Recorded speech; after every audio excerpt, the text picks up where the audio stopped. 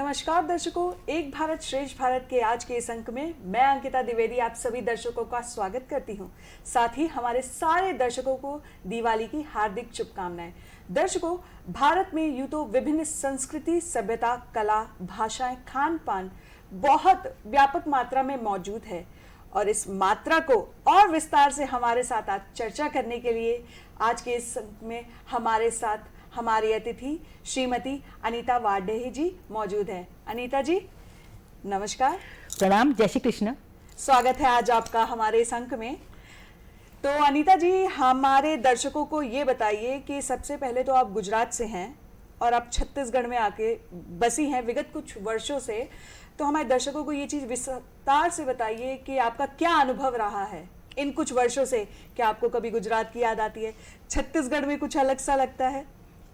सबसे पहले तो मैं आपका धन्यवाद अर्पण करना चाहूँगी। और गुजरात से हम लोग यहाँ आए, मैं समझती हूँ कि हमारी 3 पीढ़ियों से हम लोग यहाँ पर हैं जी। और गुजरात से आने के बाद हमको यहाँ बहुत ही फ्रेंडली, बहुत ही मित्रवत वातावरण मिला यहाँ पर हमें। इसी कारण हम लोग यहाँ बस गए। और छत्तीसगढ़ एक मिनी गुजरात है जी। यहाँ गुजरात के बाद मेरे ख्याल से छत्तीसगढ़ का 2nd नंबर आता है, जहाँ गुजराती की संख्या मेजोरिटी है। जी जी जी। और उसका रीजन यही है कि यहाँ एक तो यहाँ का जो वातावरण है वो उसने बहुत अच्छे से हम लोगों को अपना लिया और लोग भी बहुत ही ज्यादा प्रेमा मतलब स्नेही हैं। तो लोगों का प्रेम देखकर और यहाँ का वातावरण देखकर और यहाँ की जन्मभूमि से हमारा कुछ नाता है, जिसके कारण हमें यहाँ आके बस गए। जी बिल्कुल, आपने एक बहुत बड़ी बात कही कि छत्तीसगढ़ आपकी जन्मभूमि है। भारत की एक यही विशेषता है कि हम किसी भी राज्य में जाएं, एक अपनी जो मिट्टी है वो मातृत्व उसका लगाव हमेशा रहता है। और आपने जैसे कि बताया कि आप 100 वर्ष हो गए हैं आपकी पीढ़ियों को यहाँ पे। तो अनीता जी, अब हमारे दर्शकों को ये बताइए कि अब चूंकि आप गुजराती हैं, मूलतः गुजराती हैं, छत्तीसगढ़ में आप रह रही हैं, तो अभी दीपावली का त्यौहार है, तो इस पर किस प्रकार की विशेष तैयारियां की जाती हैं? मतलब चाहे वो खाने पीने से लेकर हो या पूजा पाठ में, हमारे दर्शकों को बताइए कि गुजराती लोग किस प्रकार से पूजा करते हैं या खाने पीने में क्या। हम लोग छत्तीसगढ़ में आके बस गए हैं, तो हम लोग जैसे जो दीपावली मनाने का हमारा जो तरीका है, बेसिकली हम लोग गुजरात जैसे दीपावली मनाते हैं, लेकिन चूंकि छत्तीसगढ़ में रहते हैं तो यहाँ की तो सुगंध तो उसमें आएगी है ना। तो वो उस पूजा हमारी धनतेरस से चालू हो जाती है। धनतेरस के दिन पूजा होती है और काली चौदस जिसे हम लोग बोलते हैं, यहाँ नरक चौदस बोलते हैं, उस दिन हमारे यहाँ कुल दादा की पूजा होती है गुजरात में। हाँ, कुल दादा की पूजा होती है। और दिवाली के दिन लक्ष्मी पूजन होता है, लेकिन दिवाली के दूसरे दिन हमारे यहाँ नया साल मनाते हैं। अच्छा। हाँ, और उस दिन बड़े बुजुर्गों को हम लोग स्पेशल आदर देते हैं और उनके पैर पड़ते हैं। और नए साल में हम लोग कुछ बहुत अच्छी अच्छी बातें करते हैं ताकि साल भर हम उसी तरह अच्छा हमारा साल जाए। जी, ये तो बिल्कुल बड़ी रोचक बात बताई आपने कि दिवाली के अगले दिन आप लोग नया साल मनाते हैं। तो अनीता जी, वैसे आज मुझे आपकी वेशभूषा काफी अट्रैक्ट कर रही है। मैं तो खैर एक साधारण वेशभूषा में ही हूँ। तो हमारे दर्शकों को ये बताइए कि आपने ये इतनी खूबसूरत से कंगन पहन रखे हैं, ये क्या विशेषकर गुजराती कला से प्रेरित है या मतलब कुछ ऐसे ही? मतलब नहीं, ये गुजरात के ही हैं जी, टिपिकल। और ये साड़ी मेरी गुजरात की ही है जी। और गुजरात में एक प्रांत है कच्छ प्रांत। कच्छ, हाँ। तो हम लोग वहीं से बिलोंग करते हैं।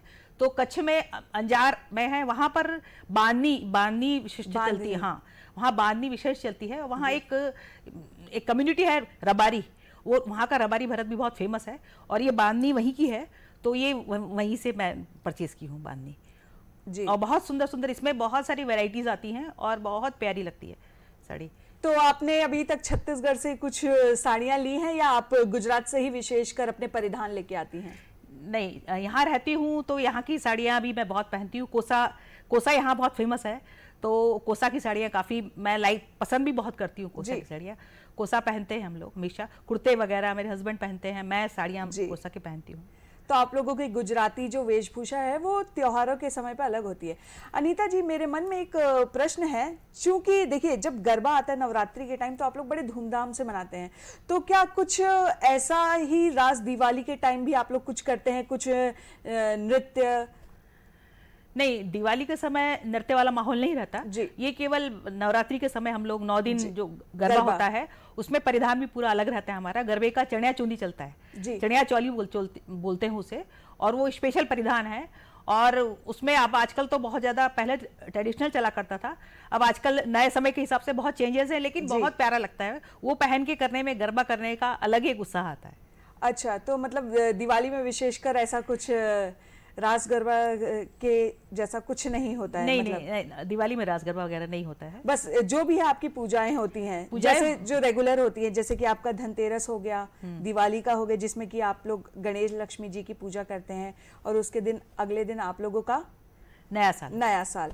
अच्छा, जब दिवाली है तो खाने पीने की बात तो पीछे नहीं हट सकती। तो अब हमें ये बताइए, वैसे गुजरात की डिशेस काफ़ी फेमस हैं, और खासकर अब जब तीज त्योहारों का माहौल है तो कुछ विशेषकर पकवान तो बनते होंगे। तो हमें ये बताइए कि गुजराती व्यंजन और छत्तीसगढ़ी जो व्यंजन है, जो विशेषकर इन तीज त्योहारों के मौके पर बनते हैं, इनमें क्या समानताएं हैं, और फिर बताइएगा कि क्या अंतर है।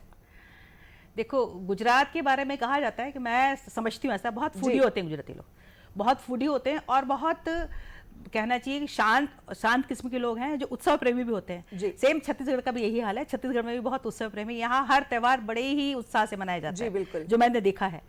और गुजरात, जहाँ तक खाने की व्यंजन की बात करूँ, दिवाली के समय गुजरात के प्रसिद्ध व्यंजनों में हमारा एक बनता है मोहन थाल बोलते हैं इसको। तो वो मोहन थाल बनता है, वो बहुत ही टेस्टी होता है। और उसके बाद दूसरा हमारा बनता है, ठंड, चूंकि दिवाली आती है, ठंड की शुरुआत होती है, तो उस समय एक आइटम हमारा अड़दिया से बोलते हैं, उड़द की दाल के लड्डू बनते हैं, उसको अड़दिया बोलते हैं। एक वो उसमें गरम मसाला डाल के बनाया जाता है, वो भी बहुत टेस्टी होता है। और उसके अलावा नमकीन में हमारा खाखरा होता है, हाँ, खाखरा, और सेव, गांठिया हमारा का बहुत फेमस है, लकड़िया, इस तरह बहुत सारी चीज़ें होती हैं। और छत्तीसगढ़ की जहाँ बात मैं करूँ, छत्तीसगढ़ का तो मैं जो सुनी हूँ और देखी भी हूँ, खाई भी हूँ, बहुत टेस्टी रहता है। एक तो खुरमी रहता है, हाँ, ठेठरी रहता है, और जो नॉर्मल खाने वालों में चीला रहता है, मूंग चीला रहता है, फरा रहता है, और बड़ा रहता है, उड़द बड़ा रहता है। इस तरह बहुत सारी चीजें मैंने खाई हैं, और मैं चूंकि कुकिंग में थोड़ा इंटरेस्ट रखती हूँ, तो अलग अलग जगह का मैं एक्सप्लोर करती रहती हूँ, तो मुझे काफी प्रेम है। छत्तीसगढ़ी खाना भी बहुत टेस्टी और बहुत अच्छा होता है, जो मुझे बहुत पसंद है। जी बिल्कुल अनीता जी, आप इस तरह से वहाँ के व्यंजनों के बारे में बता रही थी, और ऐसा लग रहा था कि वो सारे व्यंजन मेरे मुंह में पक रहे हैं, खासकर वो मोहन थाल की जो आपने बात की हमारे दर्शकों। आशा करती हूँ कि दर्शकों के मुंह में भी पानी आ गया होगा। हालांकि ये इन्होंने हमें सिर्फ जानकारी ही दी है, बाकी ये सब बनाना आपको अपने घर पे ही है। तो अनीता जी, अब हम बढ़ते हैं अपने अगले प्रश्न की तरफ। मैं आपसे ये ज़रूर पूछना चाहूँगी कि आजकल हमारे माननीय प्रधानमंत्री जी की एक मुहिम चली है, स्वदेशी अपनाओ। तो उनका एक उद्देश्य है कि हमारी जो भारत में बनी हुई वस्तुएं हैं, लोग उनको खरीदें, उनके प्रति जागरूक हों। तो उस विषय में आप हमारे दर्शकों को क्या बताना चाहेंगी?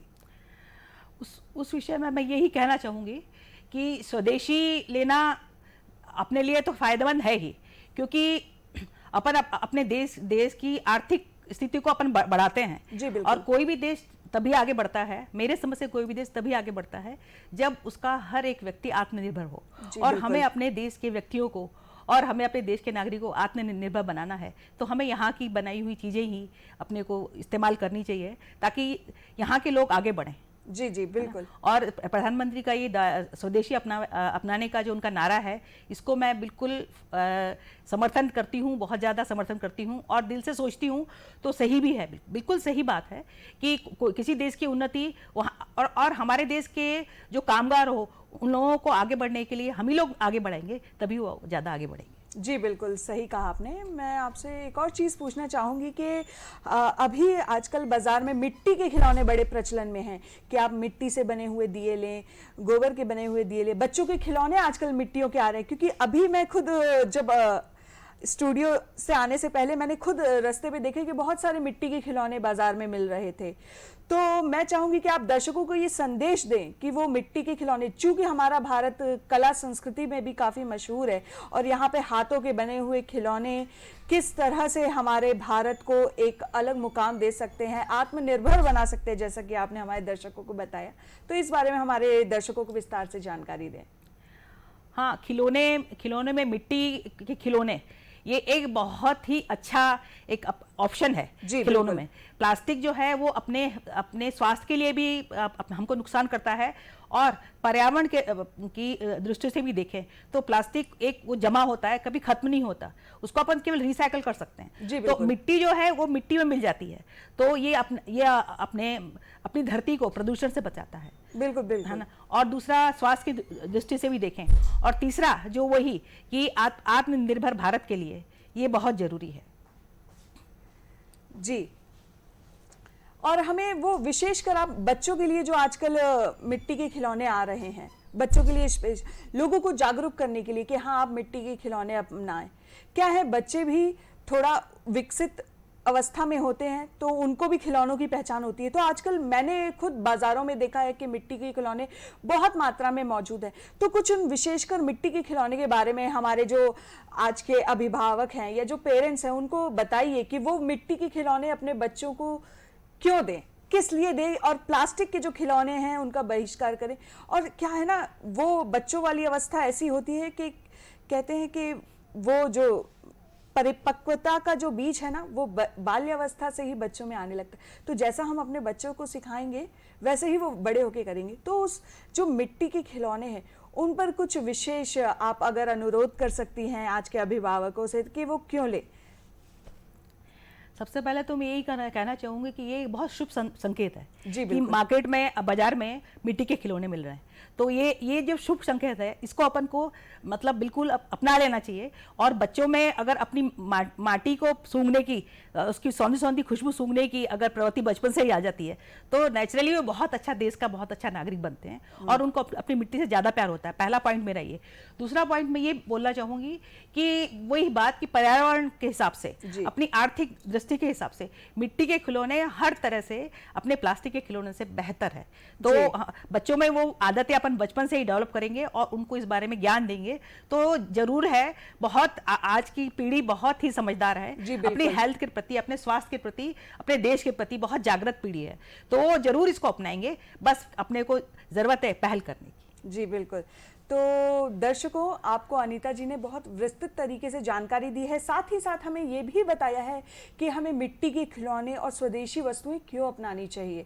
जी हाँ, इनका एक फ़ायदा है कि ये हमारे भारत में रोजगार के पैमानों को बढ़ाते हैं तथा भारत की आर्थिक वृद्धि में भी काफ़ी कारगर हैं। इसके अलावा जो मिट्टी के खिलौने अगर वो टूट जाते हैं तो वो मिट्टी में ही मिलते हैं, तो साथ ही साथ ये पर्यावरण के लिए भी बहुत लाभकारी हैं। तो आप अपने बच्चों को जिस तरह से उनका बाल्यकाल से उनको जिस तरह से उन खिलौनों से जितना भी उनका संबोधन करना चाहेंगे उसी प्रकार से वो बड़े होकर उन खिलौनों से उनका जो मोह है वो बढ़ेगा। क्यों अनीता जी, सही कहा मैंने? बिल्कुल बिल्कुल सही कहा आपने। तो अनीता जी, अब हमारे दर्शकों को कोई विशेष संदेश देना चाहेंगी आज के इस अंक में एक भारत श्रेष्ठ भारत, और दिवाली का मौका है। बिल्कुल, दिवाली के मौके पर मैं यही कहना चाहूँगी कि आप जो भी खरीदारी करते हैं वो स्वदेशी कीजिए, तो इससे अपने देश को आत्मनिर्भरता के उसमें अपन अपना योगदान दे सकेंगे।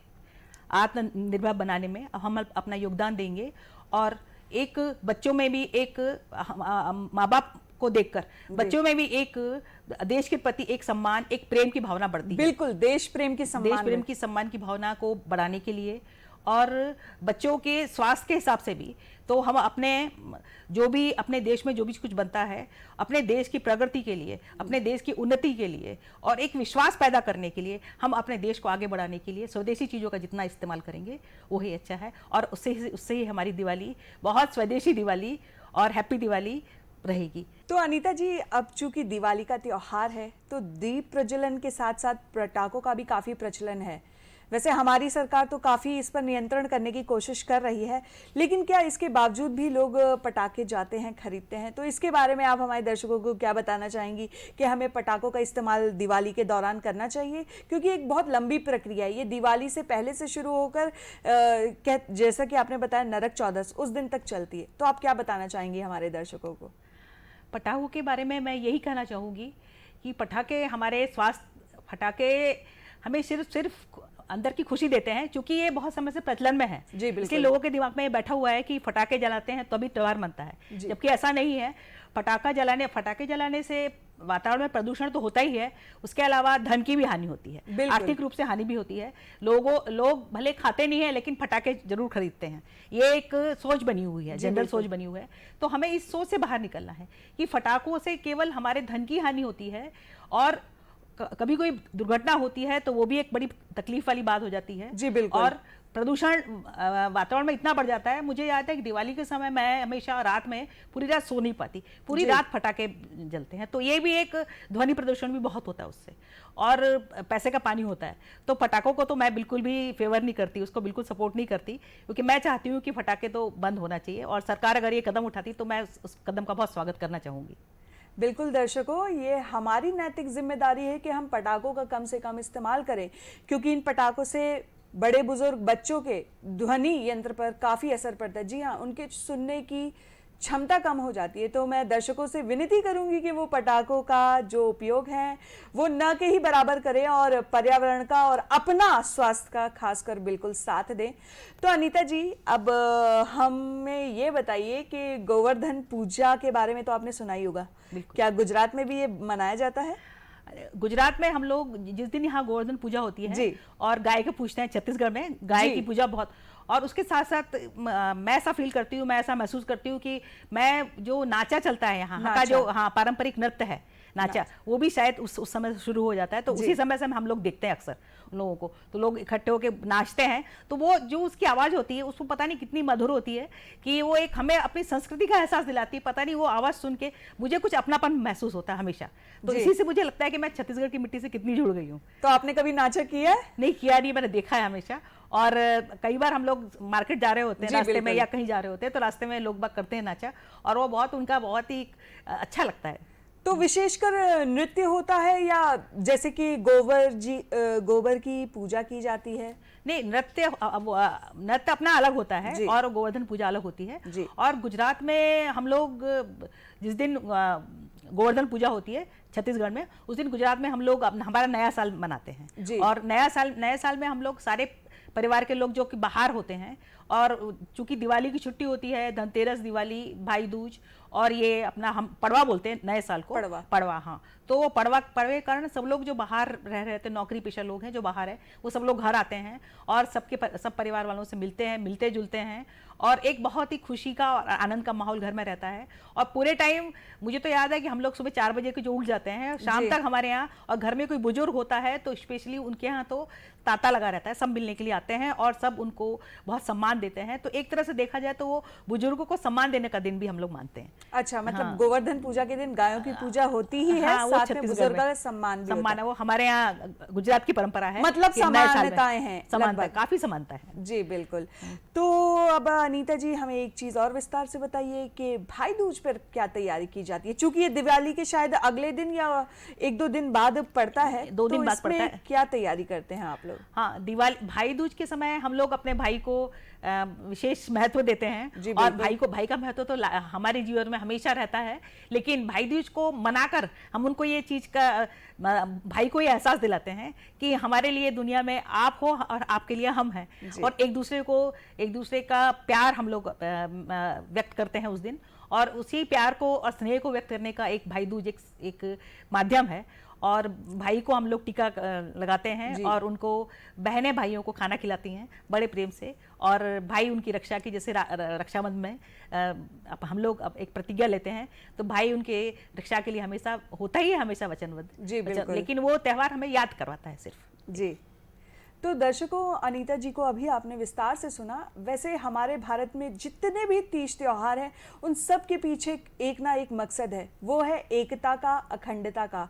इसीलिए तो हम कहते हैं एक भारत श्रेष्ठ भारत, जो कि हम पूरे भारतवासियों को एक डोर में बांधे रखता है।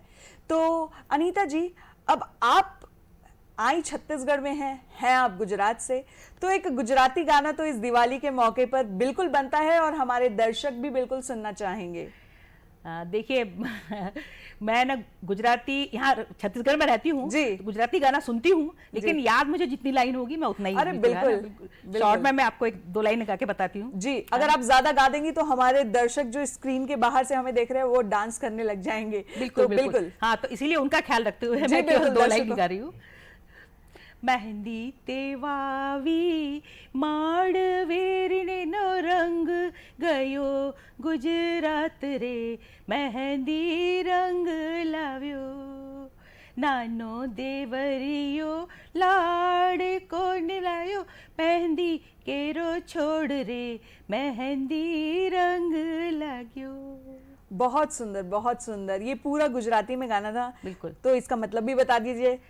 ये है कि देवर भाभी के गाना है जी। मेहंदी जो लगाई है, मेहंदी हम लोगों ने लगाई है। जी, जी। और उसका रंग जो है वो गुजरात में आया है। जी। और छोटा देवर है वो बहुत ही लाडला है जी। और वो भाभी के लिए मेहंदी लेके आया। अरे वाह, यही सारी भाषाएं, कलाएं, संस्कृतियां, कला सब भारत में इतने पैमाने पर मौजूद है जो कि भारत को एक डोर में बांधे रखती है।